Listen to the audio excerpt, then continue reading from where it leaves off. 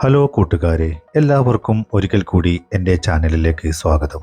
ഇന്ന് ഞാൻ നിങ്ങളെ പരിചയപ്പെടുത്താൻ പോകുന്നത് സിൽവർസ്റ്റർ സ്റ്റാലോൺ തിരക്കഥ എഴുതി അദ്ദേഹം തന്നെ നിർമ്മിച്ച് ഗാരി ഫ്ലഡർ സംവിധാനം ചെയ്ത ജേസൺ സ്റ്റാഥം ലീഡ് റോളിൽ വന്ന ആക്ഷൻ ത്രില്ലർ മൂവിയായ ഹോം ഫ്രണ്ട് എന്ന ചിത്രത്തെക്കുറിച്ചാണ്. അപ്പോൾ നമുക്ക് സമയം പാഴാക്കാതെ നേരെ കഥയിലേക്ക് കടക്കാം. ചിത്രം തുടങ്ങുന്നത് തന്നെ DEA അഥവാ ഡ്രഗ് എൻഫോഴ്സ്മെന്റ് അഡ്മിനിസ്ട്രേഷന്റെ ഒരു അണ്ടർ കവർ ഓപ്പറേഷൻ കാണിച്ചുകൊണ്ടാണ്. മയക്കുമരുന്ന് മാഫിയ തലവൻ ഡാനി ടിയും അയാളുടെ വലങ്കയ്യായ ഫിൽ ബ്രോക്കറും അടങ്ങുന്ന ബൈക്കർ സംഘം ഡാനിയുടെ മെത്ലാബിലേക്ക് പ്രവേശിക്കുന്നതും കാത്ത് ആ ബിൽഡിങ്ങിന് ചുറ്റും DEA ടീം വളഞ്ഞിട്ടുണ്ടാവും. ഡാനിയുടെ വലങ്കയ്യായ ഫിൽ ബ്രോക്കർ യഥാർത്ഥത്തിൽ ഒരു DEA ടീം അംഗമായിരുന്നു. അങ്ങനെ ഡാനിയും ടീമും അകത്ത് കയറിയ ശേഷം ഫിൽ ബ്രോക്കർ സംഘാംഗങ്ങൾക്ക് അകത്ത് കയറാനുള്ള സിഗ്നൽ കൊടുക്കുന്നു. ഉടൻ തന്നെ DEA ടീം അങ്ങോട്ടേക്ക് ഇടിച്ചു കയറുന്നു. ശേഷം ശക്തമായൊരു ഷൂട്ടൌട്ട് നടക്കുന്നു. ഇതിനിടയിൽ ചതി മനസ്സിലാക്കിയ ഡാനി ഫിൽ ബ്രോക്കറിന് നേരെയും വെടിവെക്കുന്നുണ്ടായിരുന്നു. എന്നാൽ തനിക്ക് കൂടുതൽ നേരം പിടിച്ചു നിൽക്കാൻ സാധിക്കില്ലെന്ന് മനസ്സിലാക്കിയ ഡാനി കൂട്ടത്തിലുണ്ടായിരുന്ന അയാളുടെ മകനെയും കൂട്ടി ഒരു കാറിൽ കയറി രക്ഷപ്പെടാൻ നോക്കുന്നു. എന്നാൽ ഒരു ബൈക്ക് എടുത്ത് അവരെ പിന്തുടരുന്ന ഫിൽ ബ്രോക്കർ അയാളുടെ ബൈക്ക് മുന്നിലേക്കിട്ട് അവരുടെ കാറിനെ തടയുന്നു. എന്നാൽ പുറത്തിറങ്ങിയ ഡാനിയുടെ മകൻ ഫിൽ ബ്രോക്കറിന് നേരെ വെടിയുതിർക്കാൻ ശ്രമിക്കുന്നു. ഫിൽ ബ്രോക്കർ വേറെ വഴിയില്ലാതായപ്പോൾ അവന്റെ കാലിന് വെടിവെച്ച് അവനെ വീഴ്ത്തുകയും ചെയ്യുന്നു. അപ്പോഴേക്കും ബാക്കിയുള്ള DEA ടീമും അവിടെ എത്തിയിട്ടുണ്ടാവും. എന്നാൽ ഫിൽ ബ്രോക്കർക്ക് നേരെ അവൻ വീണ്ടും വെടിവെക്കാൻ തുടങ്ങുമ്പോഴേക്ക് അവിടെ ഉണ്ടായിരുന്ന DEA അംഗങ്ങൾ അവന് നേരെ കൂട്ടത്തോടെ വെടിവെച്ച് അവനെ കൊലപ്പെടുത്തുകയും ചെയ്യുന്നു. ഇതിനോടകം ഡാനിയെ DEA ടീം കീഴ്പ്പെടുത്തിയിട്ടുമുണ്ടായിരുന്നു. അയാളെ കൊണ്ടുപോകുന്നതിനിടെ അയാൾ ഫിൽ ബ്രോക്കറോട് തന്റെ മകനെ കൊന്നതിന് പകരം ചോദിക്കുമെന്ന് പറഞ്ഞുകൊണ്ട് ആക്രോശിക്കുന്നുമുണ്ടായിരുന്നു. അങ്ങനെ 2 വർഷം കടന്നുപോയി.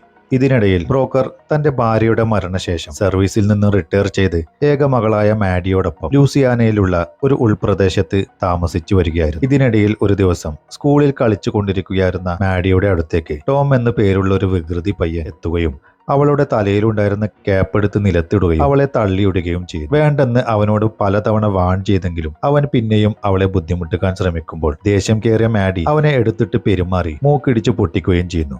ബ്രോക്കർ തന്റെ മകൾക്ക് അത്യാവശ്യം വേണ്ട സെൽഫ് ഡിഫൻസ് ടെക്നിക്സ് ഒക്കെ പരിശീലിപ്പിച്ചിട്ടുണ്ടായിരുന്നു. അങ്ങനെ ബ്രോക്കറിന് സ്കൂളിൽ നിന്നും കോൾ വരുന്നു. ഉടൻ തന്നെ അങ്ങോട്ടെത്തണമെന്നും പറയുന്നു. അപ്പോഴേക്കും ടോമിന്റെ പാരന്റ്സും ഒരു പോലീസ് ഷെരീഫും അവിടെ എത്തിയിട്ടുണ്ടാവും. ബ്രോക്കറെ കണ്ടയുടൻ തന്നെ ടോമിന്റെ അമ്മ കാസി ബ്രോക്കർക്ക് നേരെ തട്ടിക്കയറുകയും മാഡിയെ കുറിച്ച് മോശമായ രീതിയിൽ സംസാരിക്കുന്നുമുണ്ട്. മാത്രമല്ല നിയന്ത്രണം വിട്ട് അവൾ ബ്രോക്കർക്ക് നേരെ തല്ലാൻ പുറപ്പെടുകയും അവളുടെ ഭർത്താവ് ജിമ്മിയും ആ ഷെരീഫും ചേർന്ന് അവളെ പിടിച്ചു നിർത്തുകയും ചെയ്യുന്നു. പിന്നീട് ഒരുവിധം കാര്യങ്ങൾ പറഞ്ഞ് കോംപ്രമൈസ് ആക്കുകയും ആ സ്കൂളിലെ ഒരു തെറാപ്പിസ്റ്റായ സൂസൻ മാഡിയെയും ബ്രോക്കറെയും മറ്റൊരു മുറിയിലേക്ക് കൊണ്ടുപോയി 2 പേരെയും പ്രത്യേകം ഉപദേശിച്ചു വിടുകയും ചെയ്യുന്നു. അങ്ങനെ അവിടെ നിന്നും പുറത്തിറങ്ങിയ അവരെയും കാത്ത് അപ്പോഴും ടോമിന്റെ പാരന്റ്സ് അവിടെ നിൽപ്പുണ്ടായിരുന്നു. ഇപ്പോഴും ദേഷ്യം മടങ്ങാത്ത കാസി തന്റെ ഭർത്താവ് ജിമ്മിയോട് ബ്രോക്കറിനെ പോയി തല്ലാൻ പറയുന്നുണ്ടായിരുന്നു. അങ്ങനെ ജിമ്മി ബ്രോക്കറുടെ അടുത്തേക്ക് വരുമ്പോൾ ബ്രോക്കർ മാഡിയോട് വണ്ടിയിൽ കയറിയിരിക്കാൻ പറയുന്നു. പെട്ടെന്ന് പുറകിൽ നിന്നും ജിമ്മി ആക്രമിക്കാൻ കൈയോങ്ങുമ്പോഴേക്കും ഇത് മുൻകൂട്ടി കണ്ട ബ്രോക്കർ നിമിഷ നേരം കൊണ്ട് അത് ബ്ലോക്ക് ചെയ്ത് അവനെ ഇടിച്ചു വീഴ്ത്തുന്നു. ഇതെല്ലാം കണ്ടുകൊണ്ടിരുന്ന ഷെരീഫ് അപ്പോഴേക്കും ഓടി വന്ന് അവരെ പിടിച്ചു മാറ്റി ജിമ്മിയെ അവന്റെ വണ്ടിയിലേക്ക് കയറ്റി 2 കൂട്ടരോടും അവിടെ നിന്ന് പോകാനും പറയുന്നു. അങ്ങനെ അവിടെ നിന്നും പോകുന്ന വഴിക്ക് കാസി ദേഷ്യം അടക്കാനാവാതെ അടിമേടിച്ചു വന്ന ഭർത്താവിനെ ശകാരിക്കുകയും പരിഹസിക്കുകയും ചെയ്യുന്നുണ്ട്. ആ ബ്രോക്കറെ വെറുതെ വിടാൻ കാസി ഒരുക്കമല്ലായിരുന്നു. അവനോട് ഇതിന് പകരം ചോദിച്ചേ മതിയാകൂ എന്നുറപ്പിച്ച് അവൾ നേരെ അവളുടെ അനിയൻ ഗേറ്ററുടെ അടുത്തെത്തി കാര്യങ്ങൾ അവനോട് പറയുന്നു. ഈ ഗേറ്റർ സ്വന്തമായി ചെറിയൊരു മെത്തലാബ് സെറ്റപ്പും അണ്ടർവേൾഡ് കണക്ഷനും ഒക്കെയുള്ള ആളായിരുന്നു. എന്നാൽ ഇതിനിടയിൽ ബ്രോക്കർ തന്റെ മകളുടെ പഠനത്തെ ഇത് ബാധിക്കരുതെന്നോർത്ത് ടോമിന്റെ പാരന്റ്സിനെ കണ്ട് ഒരിക്കൽ കൂടി ക്ഷമ ചോദിക്കാമെന്ന് തീരുമാനിക്കുന്നു. അങ്ങനെ ബ്രോക്കർ നേരെ ജിമ്മിയെ കാണാൻ പോകുന്നു. എന്നിട്ട് ജിമ്മിയോട് ഇനി പ്രശ്നങ്ങൾ നീട്ടിക്കൊണ്ടു പോകരുത്, അതിനുവേണ്ടി ഞാൻ എന്താന്ന് വെച്ചാൽ ചെയ്യാമെന്നും പറയുന്നു. പക്ഷെ അയാൾക്കും പ്രശ്നങ്ങൾ കൂടുതൽ വഷളാക്കാൻ താല്പര്യമില്ലായിരുന്നു. അതുകൊണ്ട് തന്നെ ഒന്നും വേണ്ട, നീ മാപ്പ് പറഞ്ഞാൽ മാത്രം മതി എന്ന് പറയും. അങ്ങനെ ബ്രോക്കർ ജിമ്മിയോട് ഇനി ഇത് ആവർത്തിക്കില്ല, മോൾക്ക് വേണ്ടി ഞാൻ നിന്നോട് ക്ഷമ ചോദിക്കുന്നു എന്നൊക്കെ പറഞ്ഞ് പരസ്പരം കൈകോർത്ത് പിരിയുന്നു. അങ്ങനെ പ്രശ്നങ്ങളെല്ലാം ഇതോടെ തീർന്നല്ലോ എന്ന സമാധാനത്തിൽ തിരിച്ചു പോകുന്ന ബ്രോക്കർ വണ്ടിയിൽ പെട്രോൾ അടിക്കാൻ വേണ്ടി ഒരു ഫ്യൂൽ സ്റ്റേഷനിൽ വണ്ടി നിർത്തുന്നു. അങ്ങനെ അയാൾ തന്റെ വണ്ടിയിൽ പെട്രോൾ അടിക്കുന്നതിനിടെ ഒരു സംഘം ആളുകൾ അവിടെ വന്ന് അത് ഓഫാക്കുകയും തടസ്സപ്പെടുത്തുകയും ചെയ്യുന്നു. ആദ്യമൊന്നും മിണ്ടാതിരുന്ന അയാൾ മനഃപൂർവ്വം പ്രശ്നമുണ്ടാക്കാൻ വന്നതാണെന്ന് മനസ്സിലാക്കിയതോടെ എല്ലാത്തിനെയും ഇടിച്ചു വീഴ്ത്തുന്നു. കൂടാതെ ആരാണ് നിങ്ങളെ അയച്ചതെന്ന് കൂട്ടത്തിലൊരുത്തനോട് ചോദിക്കുന്നുമുണ്ട്. എന്നാൽ അവർ ആരും അയച്ചതൊന്നുമല്ല എന്ന് പറഞ്ഞ് ഒഴിഞ്ഞു മാറുകയും ചെയ്യുന്നു. ബ്രോക്കറുടെ കയ്യിൽ നിന്ന് കണക്കിന് കിട്ടിയ അവർ നേരെ ഗേറ്ററെ വിളിക്കുന്നു. ഗേറ്റർ ആയിരുന്നു അവരെ ബ്രോക്കറെ തല്ലാൻ അയച്ചിരുന്നത്. അടിമേടിച്ചു വന്ന അവരെ ഗേറ്റർ കണക്കിന് ശകാരിക്കുന്നുമുണ്ട്. പിന്നീട് ബ്രോക്കർ മാഡിയെയും കൂട്ടി സ്കൂളിൽ നിന്നും തിരിച്ചു വരുന്ന വഴി അവരുടെ വണ്ടിയെ പോലീസ് ഫോളോ ചെയ്യുന്നുണ്ടായിരുന്നു. വണ്ടി സൈഡാക്കിയ ശേഷം തന്റെ അരികിലേക്ക് വന്ന നേരത്തെ സ്കൂളിൽ വെച്ച് കണ്ട ആ ഷെരീഫിനോട് കാര്യം തിരക്കുന്നു. അപ്പോൾ അയാൾ ബ്രോക്കറോട് പെട്രോൾ സ്റ്റേഷനിൽ വെച്ചുണ്ടായ സംഭവത്തെക്കുറിച്ചൊക്കെ ചോദിച്ചറിയുന്നുണ്ടായിരുന്നു. യഥാർത്ഥത്തിൽ അയാൾക്ക് ബ്രോക്കറെ നല്ല സംശയമുണ്ടായിരുന്നു. നിങ്ങൾ എക്സ് മിലിറ്ററിയോ മറ്റോ ആണെന്നൊക്കെ അയാൾ ചോദിച്ചറിയാൻ ശ്രമിക്കുന്നുമുണ്ട്. എന്നാൽ അതിനൊന്നും വ്യക്തമായ മറുപടിയൊന്നും പറയാതെ ബ്രോക്കർ തന്ത്രപൂർവ്വം ചോദ്യങ്ങളിൽ നിന്നെല്ലാം ഒഴിഞ്ഞു മാറുകയും ചെയ്തു. അങ്ങനെ അയാൾ ബ്രോക്കറോട് നിങ്ങൾ എപ്പോഴും എന്റെ നിരീക്ഷണത്തിലായിരിക്കും എന്നുമൊക്കെ പറഞ്ഞ് അവരോട് പൊയ്ക്കൊള്ളാനും പറയുന്നു. പിറ്റേ ദിവസം ബ്രോക്കർ മാഡിയെയും കൂട്ടി ഹോഴ്സ് റൈഡിംഗ് പരിശീലിപ്പിക്കാൻ വേണ്ടി പുറത്തു പോകുന്ന തക്കം നോക്കി ഗേറ്റർ അവിടെ കാത്തു നിൽപ്പുണ്ടായിരുന്നു. അവർ പോയെന്ന് ഉറപ്പാക്കിയ ശേഷം ഗേറ്റർ ബ്രോക്കറുടെ ട്രക്കിന്റെ ടയർ കുത്തി പഞ്ചറാക്കിയ ശേഷം വീടിനകത്തേക്ക് പ്രവേശിക്കുന്നു. ബ്രോക്കർ ആരാണെന്നറിയാൻ വേണ്ടി അവിടെയുള്ള രേഖകളൊക്കെ പരിശോധിക്കുകയും ചെയ്തു. ഗേറ്ററിന് നേരത്തെ സംശയമുണ്ടായിരുന്നു ബ്രോക്കർ ഒരു സാധാരണക്കാരനല്ല എന്ന്. അങ്ങനെ അവിടെയെല്ലാം പരിശോധിക്കുന്നതിനിടെ ഗേറ്റർക്ക് ബ്രോക്കറുടെ യഥാർത്ഥ ഐഡന്റിറ്റി മനസ്സിലാവുന്നു. ബ്രോക്കർ ഒരു മുൻകാല DEA അംഗമായിരുന്നെന്നും അവർ മുമ്പ് നടത്തിയ ഓപ്പറേഷനിൽ ഡാനി ടിയുടെ മകൻ കൊല്ലപ്പെട്ട വിവരങ്ങളുമെല്ലാം അവന് ലഭിക്കുന്നു. ഡാനി ടിയെ പരിചയമുണ്ടായിരുന്ന ഗേറ്റർ ആ രേഖകളെല്ലാം കൈക്കലാക്കുകയും അവിടുന്ന് കടന്നു കളയുകയും ചെയ്യുന്നു. തുടർന്ന് അന്ന് രാത്രി ഏറെ വൈകിട്ടും തന്റെ പൂച്ച ലൂതറിനെ കാണാതാവുമ്പോൾ മാഗി അച്ഛനോട് ഈ വിവരം പറയുന്നു. ബ്രോക്കർ അപ്പോൾ തന്നെ അവിടെയെല്ലാം ലൂതറെ തിരക്കി നടക്കുന്നു. അതിനിടയിൽ തന്റെ ട്രക്കിന്റെ ടയർ പഞ്ചറായത് കൂടി കണ്ടപ്പോൾ ബ്രോക്കറിന് അപകടം മനസ്സിലാവുന്നു. അങ്ങനെ അവിടെ കണ്ടെത്തിയ കാൽപ്പാടുകൾ പിന്തുടർന്ന് വീടിന്റെ അടുത്തുള്ള തോട്ടത്തിലെത്തിയ ബ്രോക്കർ കാണുന്നത് അവിടെ ഒരു മരത്തിൽ മാഡിയുടെ ഒരു പാവയെ ആരോ കെട്ടിത്തൂക്കിയിട്ടിരിക്കുന്നതാണ്. അത് തനിക്കുള്ള ഒരു വാർണിംഗ് സിമ്പിൾ ആണെന്ന് മനസ്സിലാക്കിയ ബ്രോക്കർ പെട്ടെന്ന് തന്നെ വീട്ടിലേക്ക് മടങ്ങിയെത്തി തന്റെ രേഖകൾ തിരയുന്നു. താനില്ലാത്ത നേരത്ത് ആരോ വീടിനകത്ത് കടന്ന് അതെല്ലാം മോഷ്ടിച്ചിട്ടുണ്ടെന്ന് ബ്രോക്കറിന് മനസ്സിലാവുന്നു. സ്വാഭാവികമായും ജിമ്മിയെ സംശയിക്കുന്ന ബ്രോക്കർ നേരെ അയാളുടെ അടുത്ത് ചെല്ലുന്നു. എന്നിട്ട് മര്യാദയ്ക്ക് എന്റെ പൂച്ചയെ തന്നോണം എന്നൊക്കെ പറഞ്ഞ് ജിമ്മിയോട് ചൂടാവുകയും ചെയ്യുന്നു. സംഭവം എന്താണെന്നറിയാതെ ജിമ്മിയും അന്തം വിട്ടു നിൽക്കും. ഇതേ സമയം ഗേറ്റർ തനിക്ക് ബ്രോക്കറെ പറ്റി കിട്ടിയ വിവരങ്ങളെല്ലാം ഡാനിയുടെ സംഘാംഗം കൂടിയായ ഷെറിൽ എന്ന തന്റെ ഗേൾഫ്രണ്ടിന് കാണിച്ചു കൊടുക്കുന്നു. ഈ രേഖകൾ ഡാനിയുടെ അടുത്തെത്തിക്കുകയാണെങ്കിൽ അവരുമായി കൂടുതൽ ബന്ധം സൃഷ്ടിക്കാനും അതുവഴി തന്റെ മയക്കുമരുന്ന് വ്യാപാരം കൂടുതൽ വിപുലീകരിക്കാമെന്നും ഗേറ്റർ പദ്ധതിയിടുന്നു. ഇതിനിടയിൽ ബ്രോക്കർ വീട്ടിൽ മകൾക്ക് വേണ്ടി ഒരു പാർട്ടി അറേഞ്ച് ചെയ്യുകയും മാഡിയെയും കൂട്ടി ടോമിനെയും അവന്റെ പാരന്റ്സിനെയും ആ പാർട്ടിയിലേക്ക് ക്ഷണിക്കുകയും ചെയ്യുന്നു. അപ്പോഴേക്കും ദേശമെല്ലാം മാറിയ അവർ ക്ഷണം സ്വീകരിക്കുകയും പാർട്ടിക്ക് വരാമെന്ന് വാക്കു കൊടുക്കുകയും ചെയ്യുന്നു. പിന്നീട് വീട്ടിൽ തിരിച്ചെത്തിയ ബ്രോക്കർ പാർട്ടിക്കുള്ള കാര്യങ്ങളെല്ലാം അറേഞ്ച് ചെയ്യുന്നതിനിടയിൽ സുഹൃത്തായ ടിറ്റോയോട് നടന്ന കാര്യങ്ങളെല്ലാം പറയുന്നു. എന്നാൽ ഈ ജിമ്മിയെക്കുറിച്ചെല്ലാം നേരത്തെ അറിയാമായിരുന്ന ടിറ്റോ ബ്രോക്കറോട് പറയും, നിങ്ങളുടെ വീട്ടിൽ കയറിയതും പൂച്ചയെ കൊണ്ടുപോയതൊന്നും ജിമ്മി ആയിരിക്കില്ല, അവനൊരു സാധുവാണ്. എന്നാൽ അവനൊരു അളിയനുണ്ട്, ഗേറ്റർ. അവൻ ആളൊരു പ്രശ്നക്കാരനാണ്. ചില്ലറ അണ്ടർവേൾഡ് കണക്ഷനും ഒരു മെത്ത് ലാബും ഒക്കെ ഉണ്ട് അവന്. അവൻ സ്ഥിരമായി ഭക്ഷണം കഴിക്കാൻ പോകുന്ന സ്ഥലവും അവന്റെ ലാബുമെല്ലാം എവിടെയാണെന്ന് എനിക്കറിയാം എന്നെല്ലാം ടിറ്റോ ബ്രോക്കറോട് പറയുന്നു. അന്ന് വൈകുന്നേരം നടന്ന പാർട്ടിയിൽ ടോമും അവന്റെ പാരന്റ്സും പിന്നെ സ്കൂളിലെ അവരുടെ തെറാപ്പിസ്റ്റും എല്ലാം പങ്കെടുത്തിരുന്നു. മാത്രമല്ല അവർ പരസ്പരം എല്ലാം മറന്ന് നല്ല സുഹൃത്തുക്കളായി മാറുകയും ചെയ്യുന്നു. എന്നാൽ ഇക്കാര്യങ്ങളെല്ലാം അറിഞ്ഞ ഗേറ്റർ കോപാകുലനായി നേരെ കേസിയുടെ വീട്ടിലെത്തി അവളെ കണക്കിന് ശകാരിക്കുന്നു. മാത്രമല്ല, നിങ്ങൾ ഇപ്പോൾ വലിയ കൂട്ടുകാരൊക്കെ ആയിരിക്കും, പക്ഷേ പ്രശ്നങ്ങൾ ഇവിടെയൊന്നും തീരുന്നില്ല, കൂടുതൽ പ്രശ്നങ്ങൾ വരാൻ പോകുന്നേ ഉള്ളൂ എന്നൊക്കെ പറഞ്ഞ് അവിടെ നിന്നും പോവുകയും ചെയ്യുന്നു. ഇതിനിടയിൽ ബ്രോക്കറിന് തന്റെ DEA ടീമിൽ നിന്നും ഒരു കോൾ വരികയും ഗേറ്ററിനെ പറ്റിയും അവന്റെ ഗേൾഫ്രണ്ട് ഷെറിലിന്റെ ഡാനി ടീമുമായുള്ള കണക്ഷനെ കുറിച്ചും അവന് ഇൻഫർമേഷൻ കൊടുക്കുന്നു. മാത്രമല്ല, ഗേറ്ററും ഡാനിയുടെ ടീമും ചേർന്ന് നിനക്കെതിരെ ഒരു ആക്രമണത്തിന് മുതിരാൻ സാധ്യതയുണ്ടെന്നും അതുകൊണ്ട് നീ കൂടുതൽ സൂക്ഷിക്കണമെന്നും പറയുന്നുണ്ട്. അങ്ങനെ അടുത്ത ദിവസം തന്നെ ബ്രോക്കർ നേരെ ഗേറ്ററെ കാണാൻ പോകുന്നു. അവൻ തന്റെ ഗേൾഫ്രണ്ടുമായി ഭക്ഷണം കഴിച്ചുകൊണ്ടിരിക്കുമ്പോൾ ബ്രോക്കർ അവിടെ എത്തി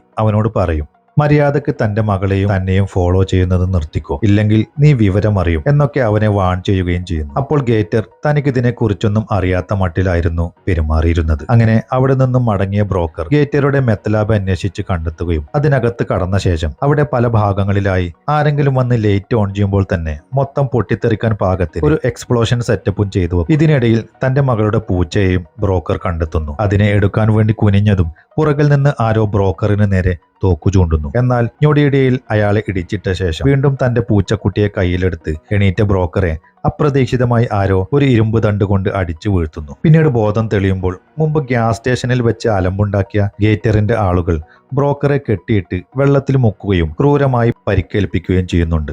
ഇതിനിടയിൽ ഒരാൾ ഇനി നിന്റെ മകളെയും ഞങ്ങൾ ഇതുപോലെ കൊന്നുകളയുമെന്ന് പറയുന്നത് കേട്ടതും ബ്രോക്കർ തിരിച്ചടി ആരംഭിക്കുകയും ചെയ്യുന്നു. അങ്ങനെ അവരെയെല്ലാം ഇടിച്ചു വീഴ്ത്തിയ ബ്രോക്കർ പെട്ടെന്ന് തന്നെ തന്റെ പൂച്ചയും എടുത്ത് അവിടെ നിന്നും വീട്ടിലേക്ക് പോകുന്നു. ഇനിയും ഇവിടെ തുടർന്നാൽ തന്റെ മകളുടെ ജീവനും കൂടി ആപത്താണെന്ന് മനസ്സിലാക്കിയ ബ്രോക്കർ അവളെയും കൂട്ടി അവിടെ നിന്ന് മാറി നിൽക്കാനുള്ള ഒരുക്കങ്ങൾ നടത്തുന്നു. ഇതിനിടയിൽ ഗേറ്ററെ തേടി ഡാനിറ്റിയുടെ വലം കൈയായ സൈറസും ബൈക്കർ ഗാങ്ങും അവിടെ എത്തി ഞങ്ങൾ ബ്രോക്കറെ തീർക്കാൻ പുറപ്പെടുകയാണെന്നും നീയും കൂടെ വരണമെന്നും പറയുന്നു. എന്നാൽ ബ്രോക്കറെ കുറിച്ച് നന്നായി അറിയാവുന്ന ഗേറ്റർ താൻ ഇനി ഇതിൽ ഇടപെടാനില്ല, നിങ്ങൾക്ക് ആവശ്യമുള്ള ഇൻഫർമേഷൻ എല്ലാം ഞാൻ തന്നു കഴിഞ്ഞില്ലേ, ഇനി നിങ്ങൾ തമ്മിലായിക്കോ എന്ന് പറഞ്ഞ് ഒഴിവാകുന്നു. എന്നാൽ സൈറസ് അവിടെ ഉണ്ടായിരുന്ന ഗേറ്ററുടെ ഗേൾഫ്രണ്ട് ഷെറിലിനെ കൂട്ടിക്കൊണ്ടുപോവുകയും ചെയ്യുന്നു. ഇതേ സമയം ബ്രോക്കർ തന്റെ കൂട്ടുകാരൻ ടിറ്റോയെ വിളിച്ചു വരുത്തി കുതിരകളെയെല്ലാം അവിടെ നിന്ന് മാറ്റാൻ വേണ്ടി പറഞ്ഞ ശേഷം തന്റെ ആയുധങ്ങൾ എടുത്ത് റെഡിയായി നിൽക്കുന്നു. അപ്പോഴേക്കും സൈറസും ബൈക്കർ ഗാങ്ങും ബ്രോക്കറുടെ വീടിന്റെ പരിസരത്ത് എത്തിയിട്ടുണ്ടാവും. തുടർന്ന് കുതിരാലയത്തിൽ നിന്നും ശബ്ദം കേട്ട അവരിൽ ഒരാൾ